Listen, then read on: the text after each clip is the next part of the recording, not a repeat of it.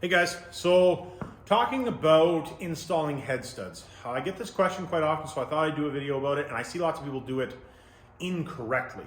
So whether you're using an ARP, this is an actual ARP stud, whether you're using an ARP or any other brand, this is how I recommend to install them. I've been doing it this way. This is how I was told by ARP to do it. They have kind of changed their ways over the years a little bit. I am in contact with one of the sales rep guys, which is a tech guy as well. I've talked to him a few times, or a bunch of times over the years, a bunch of times over the years about different stuff. Now, and this is how I was told to do it. So if your ARP or whatever brand comes with instructions, read the instructions on how they install. I personally have followed this way this is how I was told to do it, and I have done it this way for years and years and years with zero issues. So take that with a grain of salt, do whatever you'd like. But this is how I was told and how I do it. So this here, we're talking 24 valve Cummins. The 12 valve Cummins is basically the same thing unless you're talking, so these are ARP 2000s or 425s. So this would be that, your torque number is just gonna change. So, I just pulled one out of this. We torqued this head earlier today. I'm going to talk a little bit about how I would torque them down, and then your final torque, if you should do a hot retorque, all that stuff. So this is how I do it. If you do it a different way, let me know down in the comments. If you don't agree with me, that's cool. Don't care. All right, let's get into it. So, super easy. This is not going to be a super long video. I'm just going to zoom this in so that you guys can see just a little better. Now, take this as I have probably put, I don't know how many sets of these in. Hundreds of these sets over the years. So, take that however you would like to take that. So take your stud. Now, we always clean the block threads. We use a thread chaser or we use a tap. The thread chaser is probably the best way to do it because then you're not moving material unless it happens to be, unless the threads have to be mucked up real bad. But usually a thread chaser will do that. So thread chase, I brake clean it and then blow it out. We brake clean the blocks down and all that stuff. But if you're doing, let's say, just a head gasket job, I would still recommend doing that. Just make sure that you plug off the holes that you don't want stuff to go in.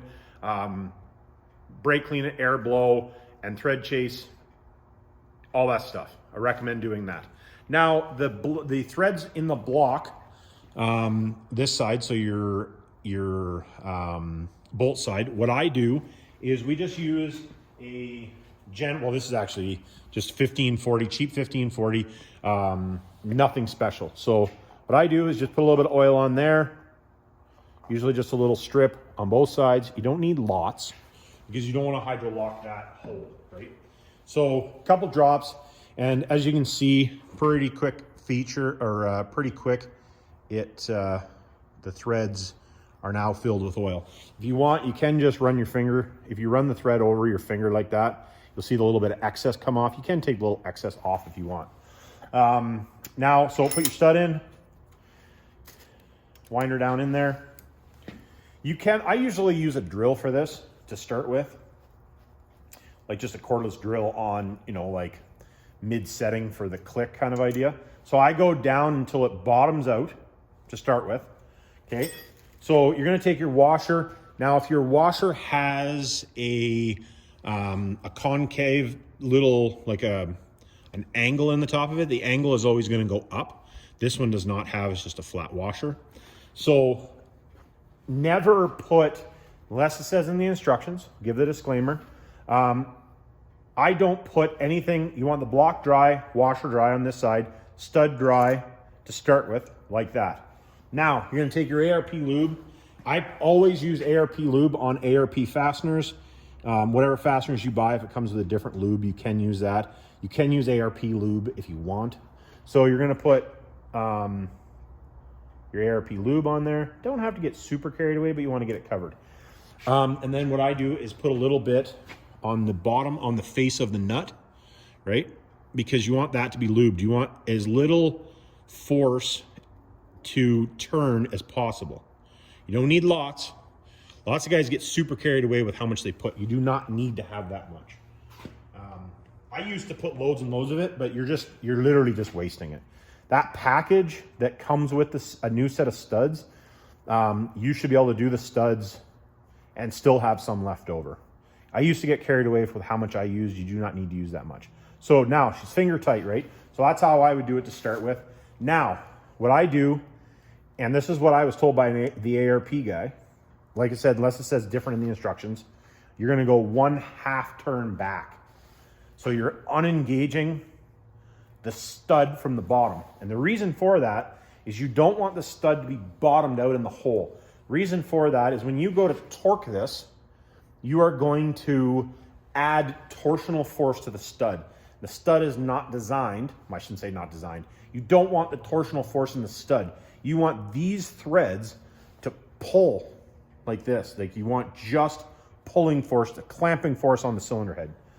Or on the gasket, basically. That's all you're looking for. You don't want that torsional force that a bolt has, because that's the downside of a bolt, or one of the downsides of the bolt. So you're gonna do that on all of them.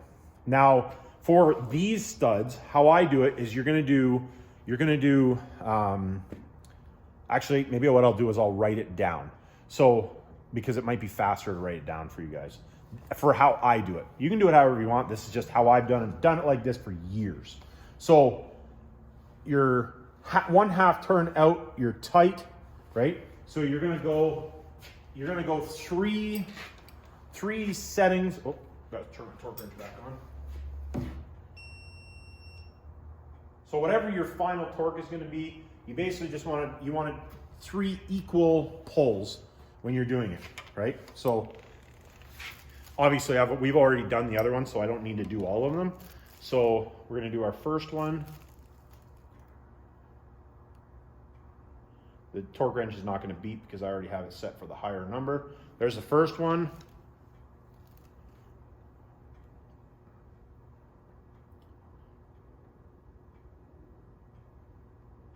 There's the second one. Then you're gonna hear the torque wrench beep on this one. And that's all you have to do.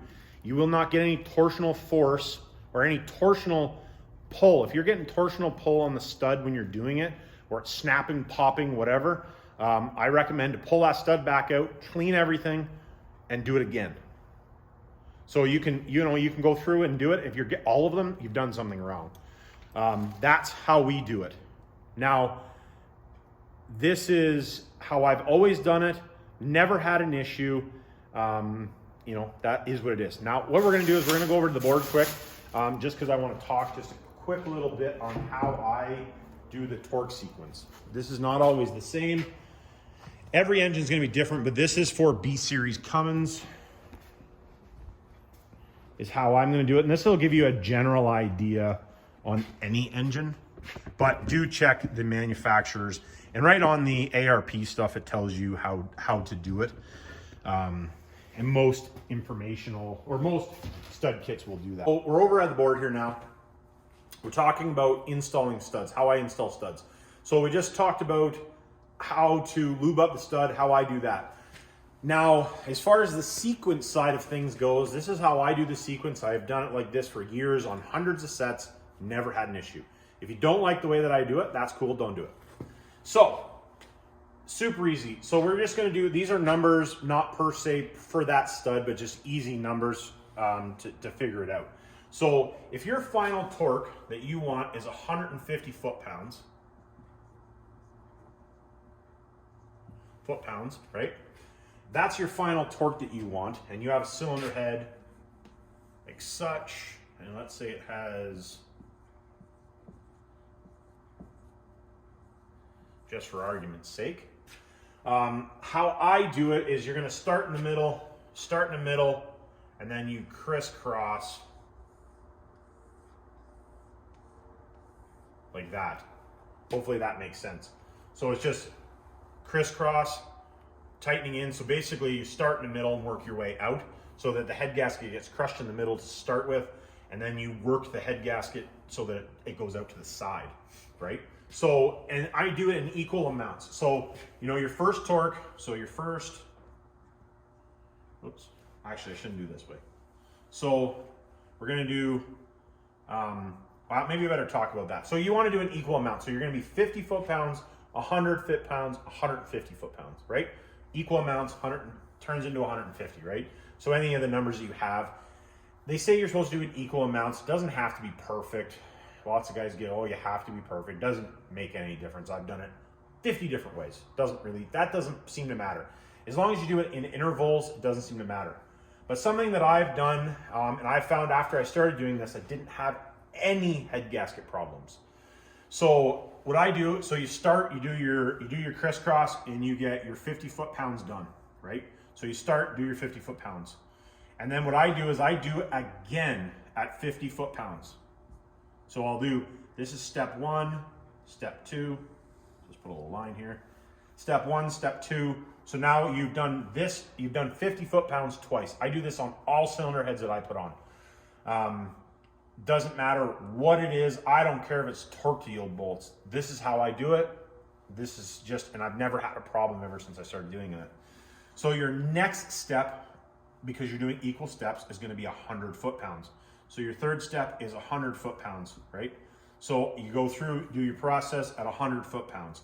As long as everything feels good, you don't have any torsional weird pull on your stud, then I go up to my fourth step, which is 150. So, right? So you do your 150, you don't have any torsional weird feelings, any of that type of stuff. Then okay. And then what I do again is I go over the whole thing one more time at 150. I check all of them again at 150 to make sure that you don't have one that's loose, you've missed one. As the head loads, sometimes the middle ones, that's the reason I do these two twice, because you'll torque it 50 and then you go back and check it. These middle ones will be loose again as you go out. So that's the reason I do this 50 twice. And then your 100, you could do your 100 twice. I found it made no difference because usually it was torqued good. The 150, there again, do you have to do it twice? No, but this is how I do it. Never had problems after I started doing it this way.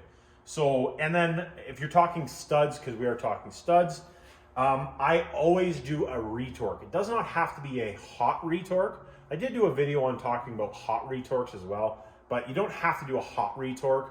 But I always, especially if fire ringed, you should be doing retorque a few times, and then O-ringed at least once. So after, I usually like 6 to 10 heat cycles.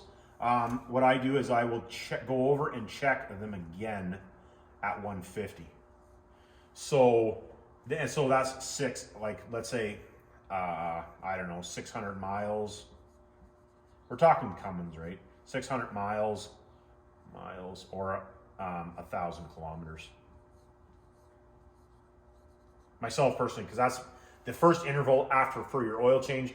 If you've had the head off, I always recommend changing the oil at 600 miles or 1,000 kilometers after you've done it. Doesn't matter whether you got coolant in there. It's just to make sure that you don't have any contaminants, you don't have any issue, that type of stuff. So hopefully this helps you guys out when you're doing your torque, you're doing your head studs. This is how I've done it. I've done hundreds of them, and I found that this works really well. Is it different than how, per se, the instructions say? Yeah, usually. But this is how I do it. I do it, and I've never had an issue after doing it this way. So take it with a grain of salt. If you want to do it the same way that I have done it many, many, many times, not had an issue, this is how I recommend doing it. Now, before I finish the video off here, talking about over-torquing your studs. I do over-torque the studs a bit. So on a set of 425s, probably get a little bit of hate for this. This is how I do it. You do not have to do it this way. How I do it on a 425 head stud or 625. The 425, we're talking Cummins, right? I add 10 foot-pounds to it. And then on a 625, I add 15 foot-pounds to the number. Now, you don't have to do this. Saying, this is how I've done it. I've done it hundreds of times, so you can't tell me it doesn't work. Hundreds of times.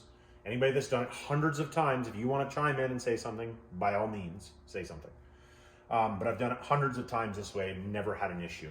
And the reason that I found, doing it at that extra 10 foot-pounds, especially on your initial torque, is that when you go to do your retorque, because I always do a retorque, always, I don't care. If you don't want to, that's cool. If you do, let's say, these at 150, let's say, you do it at 150, you do a retorque, it is not 150 anymore. It will be lower. So I found if you did the extra 10 foot-pounds, when you do your initial torque, when you go to check it, you will be at the desired amount 99% of the time. And I still do the 10 foot-pounds over on my last torque because the extra 10 foot-pounds I don't mind. You don't have to. This is just how I do it. So hopefully that gives you guys some insight, because I've had this question a few times. If you're using bigger studs, let's say you're using 14 mil, 9/16, 11 mil, depending on what you're putting together, because this kind of is a universal, it doesn't have to be Cummins. You can do over torque, you don't have to. On your initials, personally, doesn't matter what engine I'm putting together, that initial, like that final torque before it runs, I always add, just a regular stud, I add 10 foot-pounds to it, depending on the size.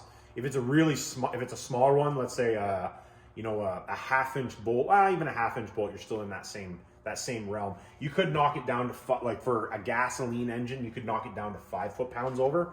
But also take in consideration, if the engine is a fresh engine, you're just putting it together, the torque that, like let's say on a small block Chevy or even a Cummins, when you're using the torque plate to hone it to the finish, if the guys are doing that, and if the guys that are machining aren't using a torque plate, anyways, we won't get into that. I personally wouldn't be doing stud or using them. Anyways, personally, I always use a torque plate. If the engine requires a torque plate, use a torque plate. You want to kind of compensate a little bit, but you could do 5 foot-pounds over, or if it's aluminum block, you want to be careful because you can pull the threads out of the aluminum block. So I always do it just a little bit over, because then when you go to do your retorque, the head gaskets won't be, or the studs aren't as loose, because you'll always get the gasket settles, your heat cycle, all that stuff. So just take that into consideration if you're doing it. I always do on that before you start up. I do a little bit extra torque on it to help with that, so you're not blowing a head gasket, that type of thing. And then I always over torque a little. So on the Cummins, to recap on the Cummins, that's what I do. 625 I do at 15 foot-pounds more. 425 I do at 10 pounds more. Like I said, in the gasoline engine world, it's a little bit different. I still would do at least a couple foot-pounds more on them, even if you do your final torque at the desired specification from the manufacturer of the product. Just to give that extra little bit for the head gasket to set in. You tend not to blow head gaskets, but to each his own. This is how I do it. Like, subscribe, hit me down in the comments, and remember, it's not rocket science.